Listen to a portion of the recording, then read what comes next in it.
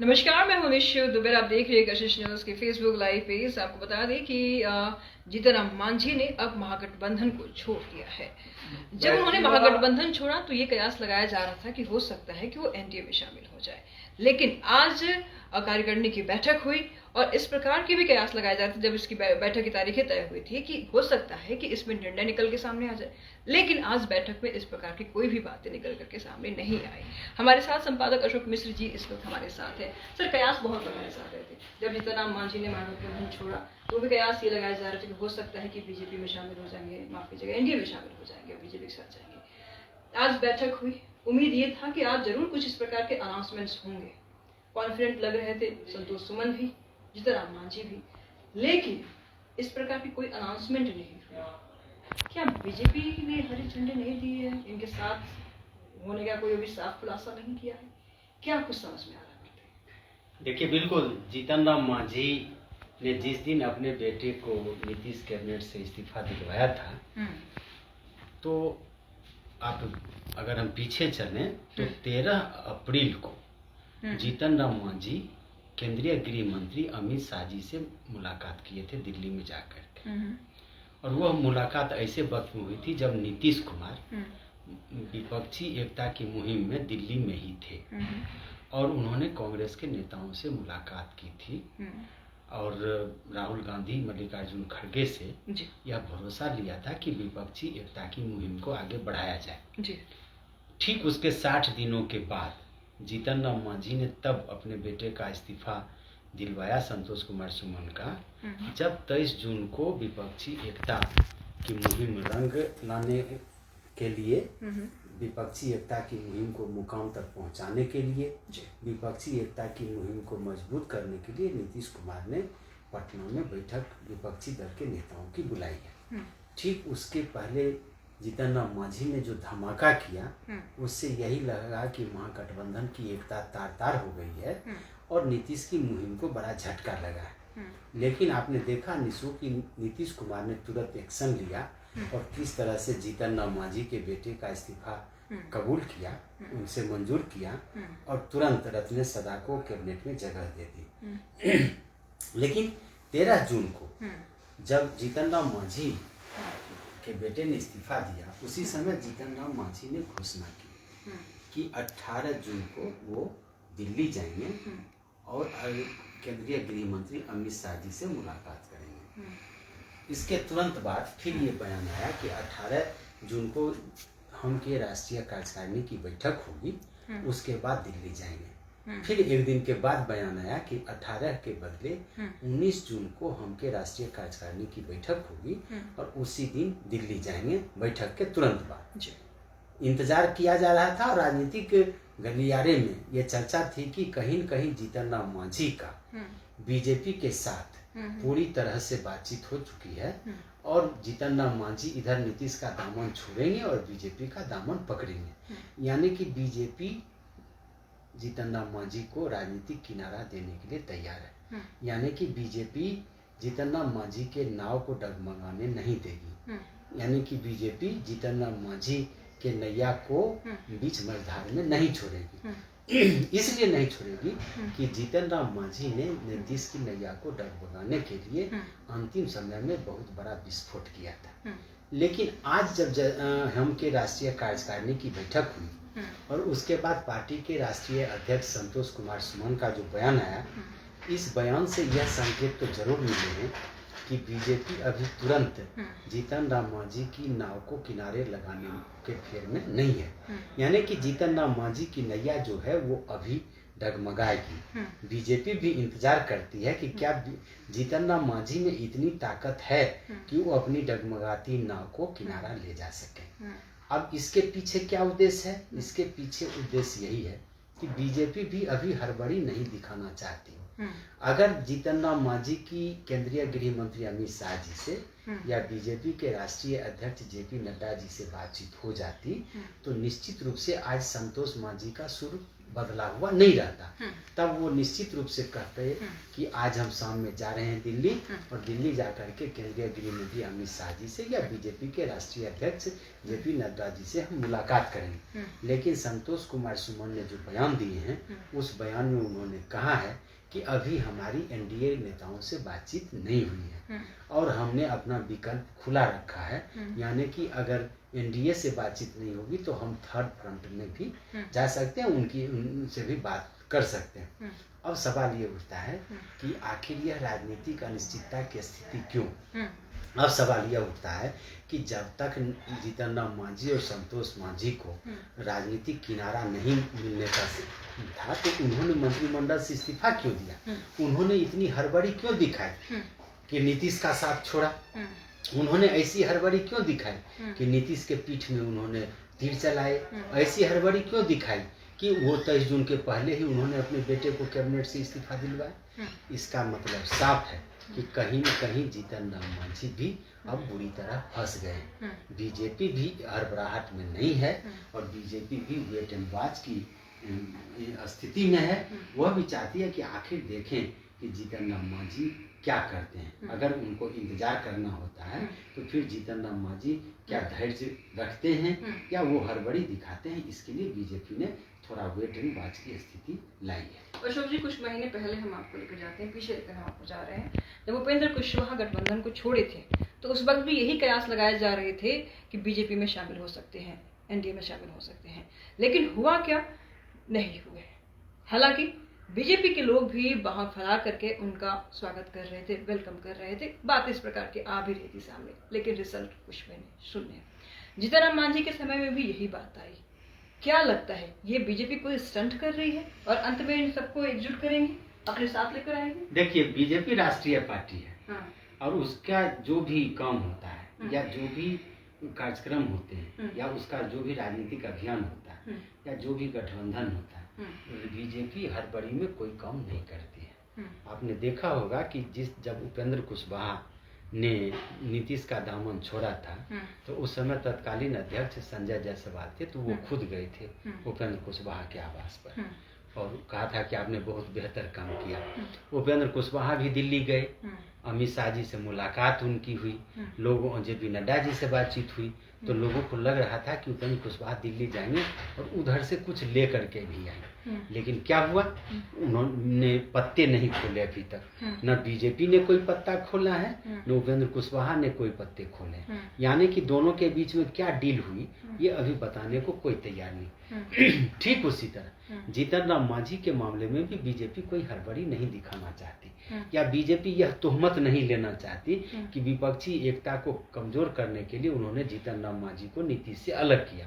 इसलिए बीजेपी चाहती है और बीजेपी के जैसा मेरे जैसे लोग मानते हैं कि बीजेपी अभी वेट एंड वॉच की स्थिति में है कि 23 जून को पटना में जो विपक्षी नेताओं का समागम होने वाला है, विपक्षी नेताओं की बैठक जो होने वाली है उसमें कौन कौन से लोग शामिल होते हैं।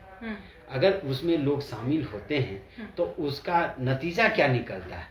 इन विपक्षी एकताओं की बैठक में विपक्षी नेताओं के बीच कितनी एकता देखने को मिलती है, विपक्ष की आगे की रणनीति क्या होगी, इन सब बातों पर बीजेपी की नजर है। और अगर नीतीश के शब्दों में माने तो नीतीश कुमार ने कहा कि जीतन राम मांझी अगर बैठक में शामिल होते तब वो सारी खबरें बैठक की दे देते बीजेपी को, तो बीजेपी के लिए तो अब जीतन राम मांझी उपयोगी है नहीं, अब तो वो उनके लिए व्हाट्सएप है नहीं, उनके लिए अब पोस्टमैन है नहीं। तो बीजेपी भी चाहती है कि जीतन राम मांझी को थोड़ा इंतजार कराया जाए।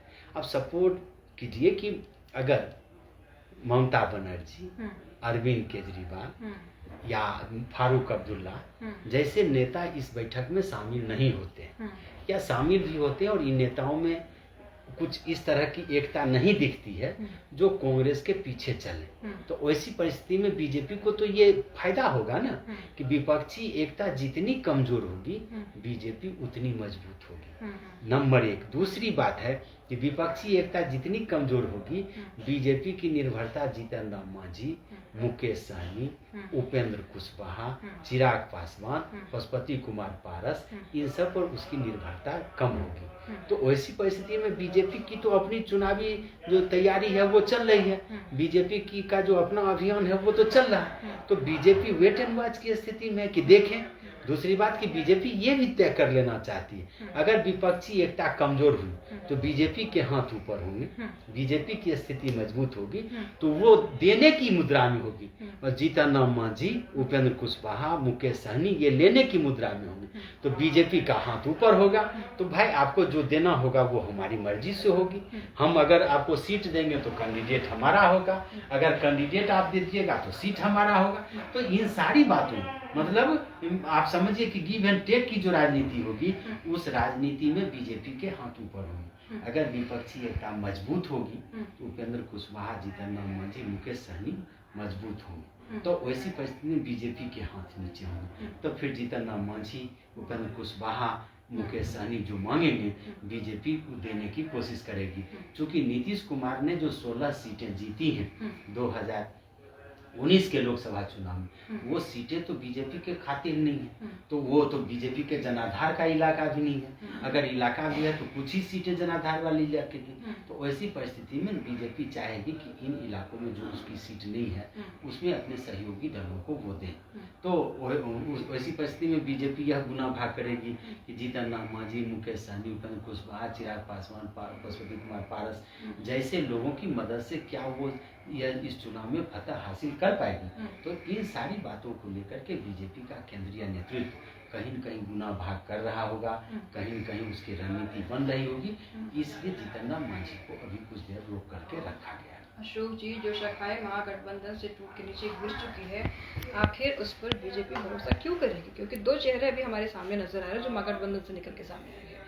उपेंद्र कुशवाहा, जब उपेंद्र कुशवाहा बाहर निकले थे तो उस वक्त ये बातें सामने आ रही थी कि छोटा भाई बड़े भाई का दामन छोड़ करके बाहर निकला है।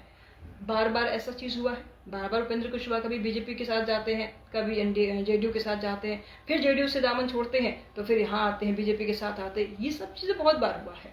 ठीक है, मांझी के साथ भी यही स्थिति है। मांझी भी कभी एनडीए के साथ होते हैं, बीजेपी के साथ होते हैं, फिर जेडीयू के पास जाते हैं, फिर जेडीयू के साथ छोड़ते हैं, फिर यहाँ आते हैं।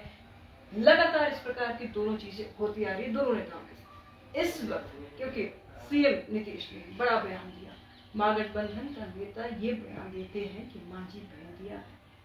अगर बैठक में होते तो संभव था कि ये हमारा भेद विपक्ष को बताते। तो ऐसी स्थिति, ऐसा बयान एक नेता को लेकर के जो एक अपनी ही पार्टी के अध्यक्ष है, सर्वे सर्वा है, उस पर बीजेपी क्यों विश्वास जताएगी? देखिए, बीजेपी की भी मजबूरी है कि नीतीश जैसा एक भरोसेमंद और ताकतवर नेता उससे अलग हो गया। तो वैसी परिस्थिति में बीजेपी उसकी भरपाई तो करेगी ना, उसके साथ भी मजबूरी है। लेकिन आप याद करिए 2020 का विधानसभा चुनाव क्या हुआ। कहा जाता है कि उपेंद्र कुशवाहा चाहते थे कि बीजेपी के साथ उनका तालमेल हो, क्योंकि नीतीश उसके साथ थे बीजेपी के साथ। बीजेपी ने उपेंद्र कुशवाहा को साथ नहीं लिया। परिणाम क्या हुआ?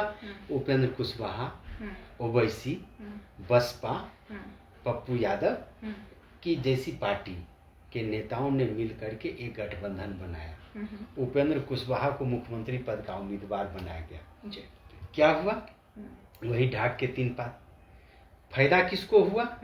फायदा आप समझ लीजिए कि कुछ सीटें नुकसान अगर जदयू को भी हुई तो कुछ सीटें नुकसान आरजेडी को भी हुई। तो ऐसी परिस्थिति में नुकसान किसी को हुआ, फायदा तो उपेंद्र कुशवाहा एंड कंपनी को नहीं हुआ। ठीक उसी तरह अभी भी नीतीश कुमार जिस रणनीति के तहत आगे बढ़ रहे हैं, विपक्षी एकता की मुहिम को मजबूती प्रदान कर रहे हैं, तो बीजेपी को कहीं न कहीं लगता है कि उसको नुकसान पहुंचाएंगे नीतीश कुमार। तो उस नुकसान की भरपाई के लिए बीजेपी को भी तो सहयोगी दल की जरूरत है ना। तो दुश्मन का दुश्मन दोस्त होता है। तो ठीक उसी तरह उपेंद्र कुशवाहा लाख अलग हुए बीजेपी से, नीतीश से, फिर बीजेपी के साथ जाना चाहते हैं। बीजेपी को लगता है कि अगर छोटे छोटे दलों का 1% वोट भी मिल के अगर 6% वोट में वृद्धि होती है उसके पास, तो उसको लाभ होगा।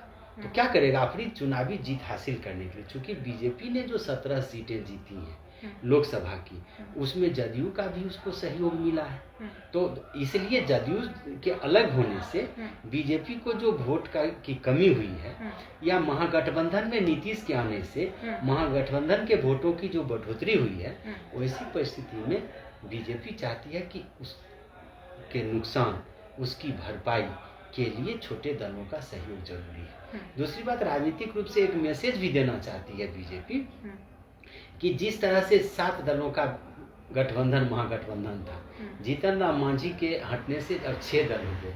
बीजेपी भी 6 दलों के साथ गठबंधन करेगी। बीजेपी 1 हो गई, पशुपति कुमार पारस की पार्टी 2 हो गई, चिराग पासवान 3 हो गए, उपेंद्र कुशवाहा 4 हो गए, जीतन राम मांझी 5 हो गए, मुकेश सहनी 6 हो गए।